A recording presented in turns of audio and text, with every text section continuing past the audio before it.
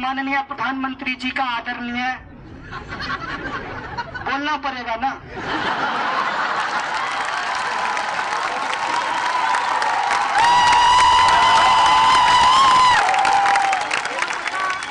इसको डॉक्टर करके फिर से एक्सपेडिशन लगा दिया जाए। तो माननीय प्रधानमंत्री जी कह रहे थे, स्टालिन और खुर्शचेव की बात कर रहे थे। मेरी इच्छा हुई कि मैं टीवी में घुस जाऊं और उनका सूट पकड़ कर कहूं, मोदी जी थोड़ी हिटलर की भी बात कर रहे हैं।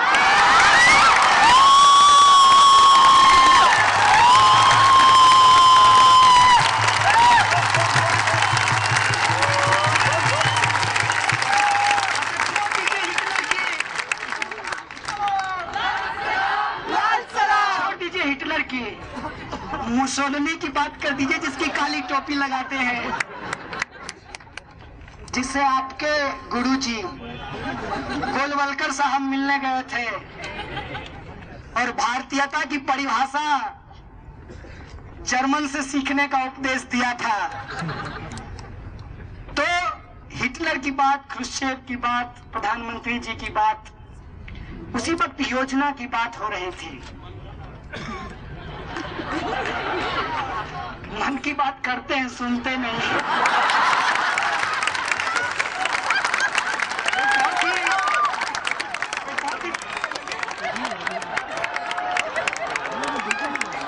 बहुत ही पर्सनल चीज है।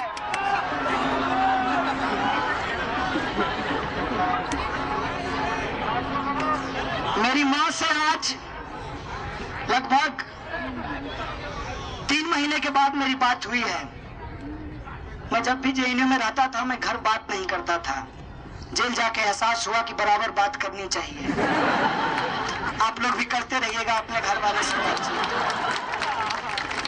तो मैंने अपने माँ को कहा कि तुमने मोदी पे बड़ा अच्छा चुटकी लिया। तो मेरी माँ बोली कि नहीं, वो मैंने चुटकी नहीं लिया। चुटकी तो वो लोग लेते हैं, हंसना हंसाना उनका काम है। हम तो अपना दर्द बोलते हैं। जिनको समझ में आती है वो रोते हैं, जिनको समझ में नहीं आती वो हंसते हैं। उसने कहा कि मेरा दर्द है, इसलिए मैंने कहा था कि मोदी जी भी किसी की माँ का बेटा है। मेरे बेटे को देशद्रोह के आरोप में फंसा दिया है। तो कभी मन की बात करते हैं, कभी माँ की भी बात कर लें।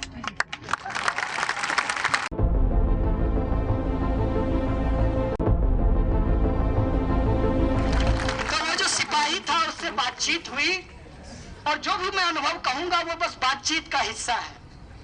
उसने पूछा कि लाल सलाम क्या है। हमने कहा लाल मतलब क्रांति, सलाम मतलब क्रांति को सलाम। तो कहा मतलब समझ में नहीं आया। बोले इनकलाब जिंदाबाद। बोला जानते हैं। तो बोले क्रांति को ही उर्दू में इनकलाब कहते हैं। कहा ये स्लोगन तो एबीवीपी भी लगाती है। हम बोले अब समझ में आया कि वो नकली इनकलाबी है, हम असली ये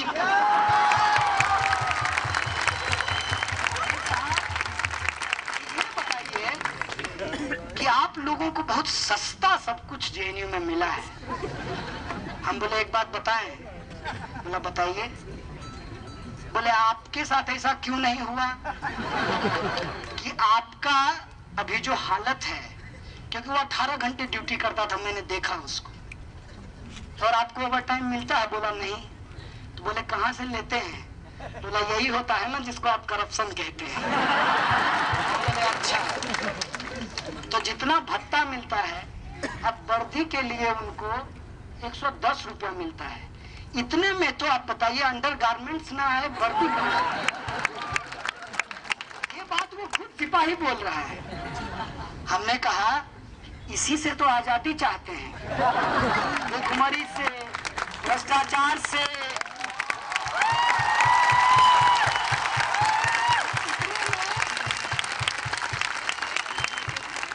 हरियाणा में एक आंदोलन शुरू हो गया। और आप सब लोग जानते हैं कि दिल्ली पुलिस में ज्यादातर लोग हरियाणा से आते हैं। मैं उनको बहुत सैल्यूट करता हूं क्योंकि वो लोग बहुत मेहनती लोग होते हैं। तो हमने कहा ये आरक्षण, बोला जातिवाद बहुत खराब है। हम बोले इसी जातिवाद से तो आजादी चाहते हैं बोला इसमें तो कोई गलत नहीं है, ये डंडा अपनी इच्छा से चला सकते हैं। बोला नहीं। हम बोले सारा पावर किसके पास चला गया? बोला जो फर्जी ट्वीट पे स्टेटमेंट दे रहा है।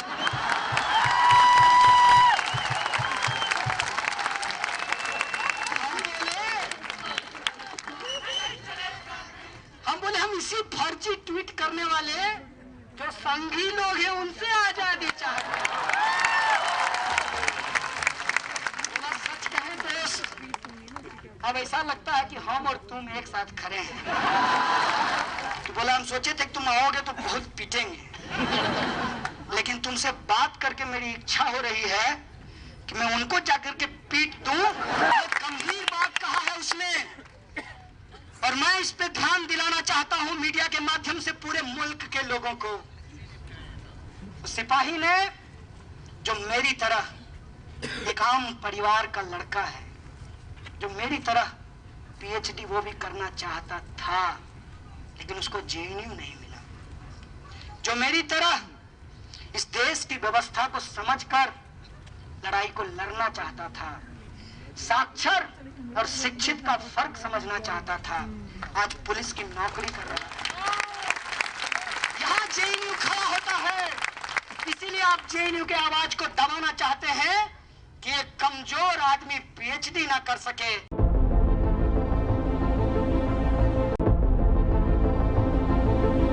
हम लोग गांव से आते हैं, मेरे परिवार से भी शायद आप लोग मुखातिब हो चुके हैं।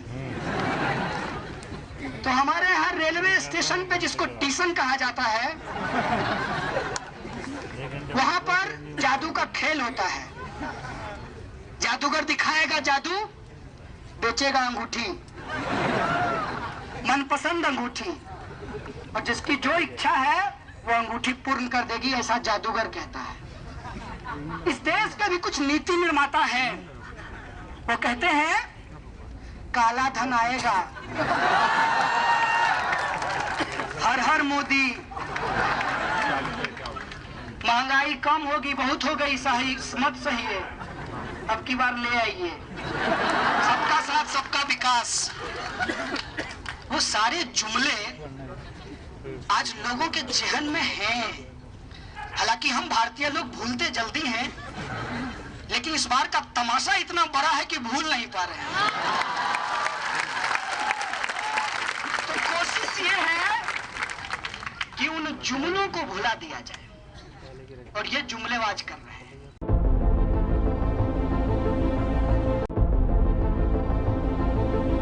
मुझे जेल में 2 बाउल मिला, एक का कलर कटोरी, एक का कलर ब्लू था और दूसरे का कलर लाल था। मैं उस कटोरी को देखकर बार बार ये सोच रहा था कि मुझे डेस्टिनी पे तो कोई भरोसा नहीं है,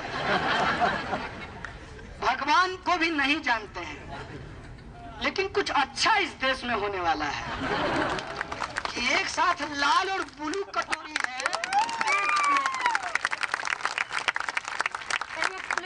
भारत की तरह दिख रहा था, और वो ब्लू कटोरी मुझे अम्बेडकराइट मूवमेंट लग रहा था, और वो लाल कटोरी मुझे लेफ्ट मूवमेंट लग रहा था।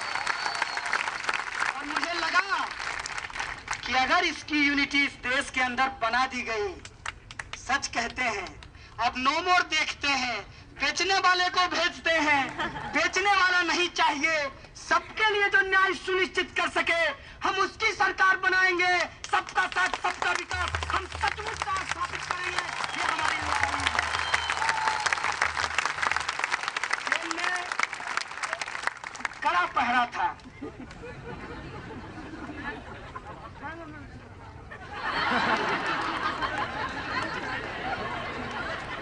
लाए हैं आपके लिए चना लेकर आए हैं। अरे कहावत है, जब तक जेल में चना रहेगा आना जाना लगा रहेगा। हालांकि बहुत देर हो गया है जेएनयू के लिए, बहुत दिनों के बाद जेएनयू के स्टूडेंट को जेल भेजा गया है, काफी लंबे समय के बाद।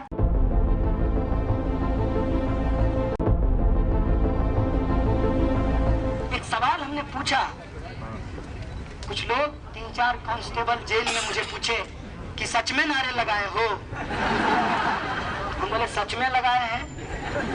फिर जाके लगाओगे? बोले एकदम लगाएंगे।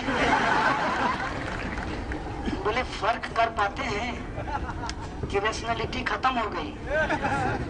भाई साहब अभी 2 साल ही सरकार को आया हुआ है, 3 साल और झेलना है।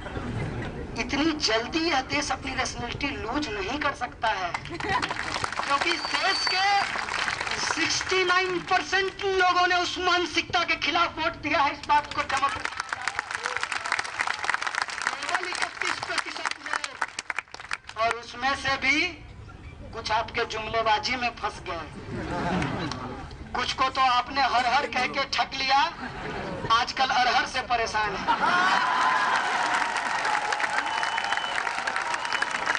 इसे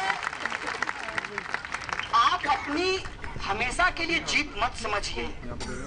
और यह बात सच है कि 100 बार झूठ को झूठ कहते हैं तो वो सच हो जाता है, लेकिन ये झूठ के साथ होता है, सच के साथ नहीं होता है।